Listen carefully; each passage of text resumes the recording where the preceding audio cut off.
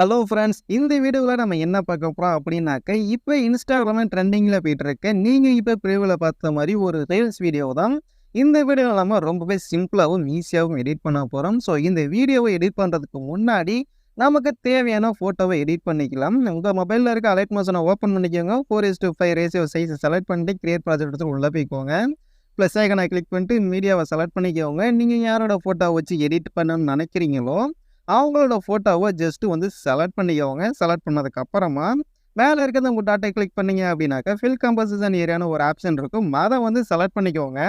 Select பண்ணீங்க அப்படின்னாக்கா உங்களுக்கு இமேஜ் ஃபில் ஸ்க்ரீனில் ஆட் ஆயிரும். உங்களுக்கு இமேஜ் மூவ் பண்ணணும் அப்படின்னாக்கா அந்த இமேஜை கிளிக் பண்ணி மூவ் அண்ட் ட்ரான்ஸ்ஃபர் ஆப்ஷனில் போயிட்டு மூவ் பண்ணிக்கோங்க. மூவ் பண்ணதுக்கப்புறமா மேலே இருக்க எக்ஸ்போர்ட் ஐக்கனை கிளிக் பண்ணிட்டு கரண்ட் ஃப்ரேமஸ் பிஎன்ஜி ஆப்ஷனை செலக்ட் பண்ணிட்டு எக்ஸ்போர்ட் கொடுத்தீங்க அப்படின்னாக்கா உங்களுக்கு இந்த இமேஜ் எக்ஸ்போர்ட் ஆயிரும். இமேஜ் எக்ஸ்போர்ட் ஆனதுக்கு அப்புறமா லெஃப்ட் சைடு கீழே இருக்க இந்த சேவ் பட்டனை கிளிக் பண்ணி இமேஜை சேவ் பண்ணிக்கோங்க.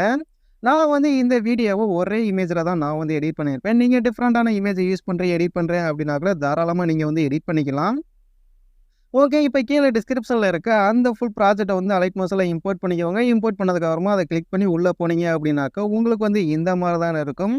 ஸோ இதில் நம்ம என்ன பண்ண போகிறோம் அப்படின்னாக்கா ஜஸ்ட்டு இமேஜை ரீப்ளேஸ்மெண்ட் தான் பண்ண போகிறோம். ஸோ அதுக்கு முன்னாடி ரைட் சைடு இந்த இடத்துல பார்த்தீங்க அப்படின்னாக்கா ஒரு பாக்ஸ் ஐக்கான் இருக்கும். அதில் வீடியோ ஆப்ஷன் ஆஃபில் இருக்கும். அதை ஆன் பண்ணீங்க அப்படின்னா தான் உங்களுக்கு இந்த ஸ்டேட்டஸ் வீடியோ ப்ளே ஆகும்.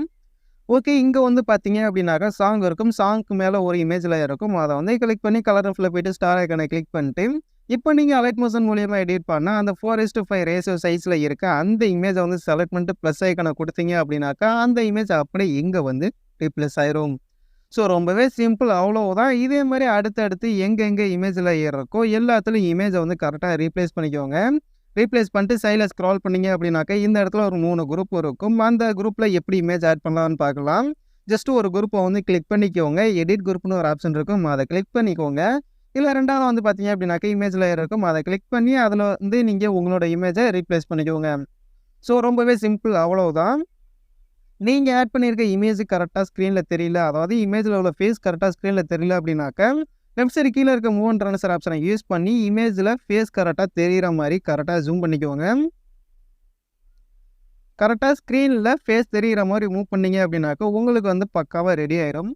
ஸோ இந்த வீடியோ பார்த்தீங்க அப்படின்னாக்கா அவ்வளோதான். மீதி இருக்க எல்லா இமேஜ்லையும் நீங்கள் இமேஜை மட்டும் ரீப்ளேஸ் பண்ணீங்க அப்படின்னாக்கா உங்களுக்கு video full and full ready ஆயிடும்.